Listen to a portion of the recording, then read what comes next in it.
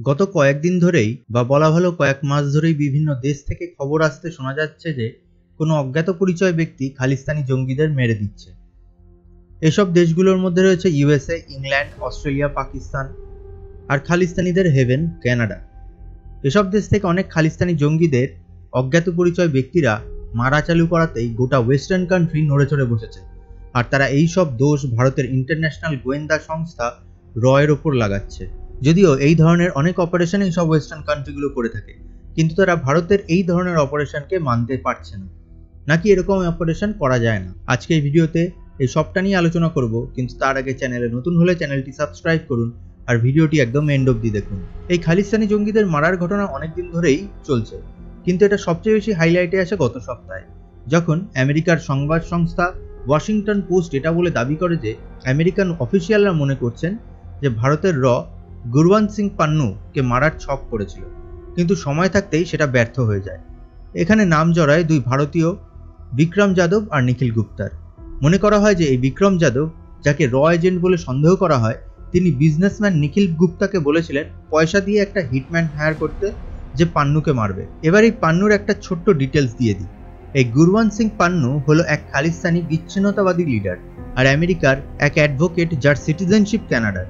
এই পান্নু ওকে অন্য খালিস্তানিদের মতো চায় ভারত আর পাকিস্তানের মধ্যে যে পাঞ্জাব আছে সেটাকে ভেঙে একটা আলাদা দেশ বানাতে, যার নাম হবে খালিস্তান। যাই হোক, ভারতের রয়ের ওপর এই ধরনের অ্যালিগেশন লাগানো হলেও কোনো রকম ভাবে প্রমাণ কিন্তু তারা করতে পারেনি, না পেরেছে আমেরিকা, না ওয়াশিংটন পোস্ট। আবার অন্যদিকে গত শুক্রবার কানাডার গভর্নমেন্ট 3 জন ভারতীয়কে অ্যারেস্ট করেছে। তাদের সাথে ইন্ডিয়ার রয়ের যোগসূত্র আছে কিনা সেটা খুঁটিয়ে দেখবে তারা জানিয়েছে, কিন্তু যে 3 জনকে অ্যারেস্ট করা হয়েছে তাদের বয়স 20 বছরের কম।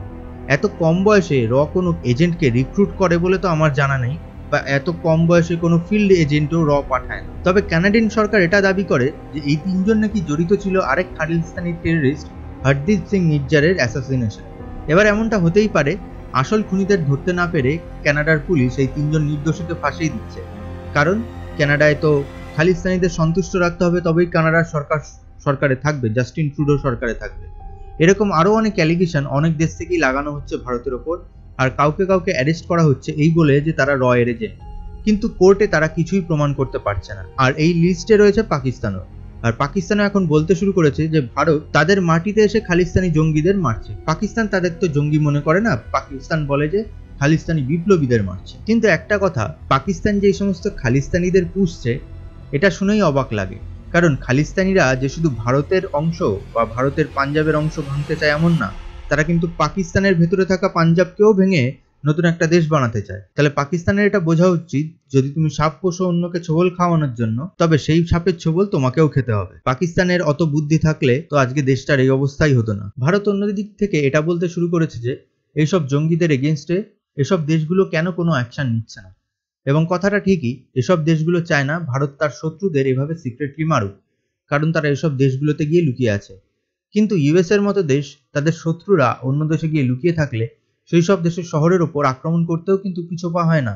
তাহলে এইসব দেশগুলো যখন চায় না যে ভারত এরকম কোনো অপারেশন করুক, তাহলে এইসব জঙ্গিদের তারা নিজেরাই দমন করুক। এরকম একটা সিমিলার ঘটনা 1980 সালেও হয়েছিল, যখন ভারত সরকার কানাডা সরকারকে আপিল করে এক খালিস্তানি জঙ্গিকে অ্যারেস্ট করার জন্য।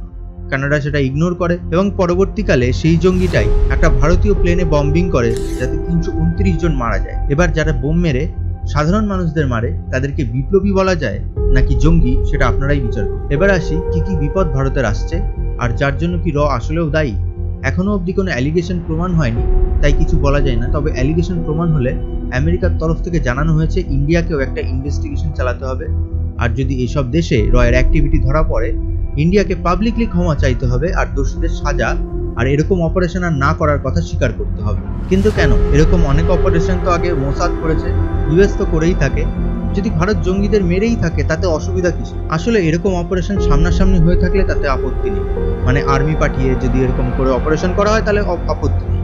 কিন্তু এসব সিক্রেট এজেন্সি যখন এরকম কোনো অপারেশন করে থাকে তখন কিছু রুল অ্যাপ্লাই হয় যে এসব কাজগুলো তারা ফ্রেন্ডলি অ্যালাইড কান্ট্রিতে গিয়ে করতে পারবেন, আর ফিল্ড এজেন্টদের সাথে কোনো রকম ডিপ্লোম্যাটিক লিঙ্ক থাকবে না, আর সবচেয়ে বড় কথা তাদের ধরা পড়া চলবে না। ভারতের ক্ষেত্রে এর কোনোটাই কিন্তু হয়নি। আগে কি হবে সেটা সময় বলবে। শুধু একটাই প্রশ্ন, আমেরিকার ইন্টারন্যাশনাল গোয়েন্দা সংস্থা CIA কি এতই ভালো, তারা সবসময় রুল ফলো করে চলে? আপনাদের কি মনে হয় কমেন্টে জানান, আর ভিডিওটি ভালো লাগলে লাইক আর শেয়ার করুন। ধন্যবাদ।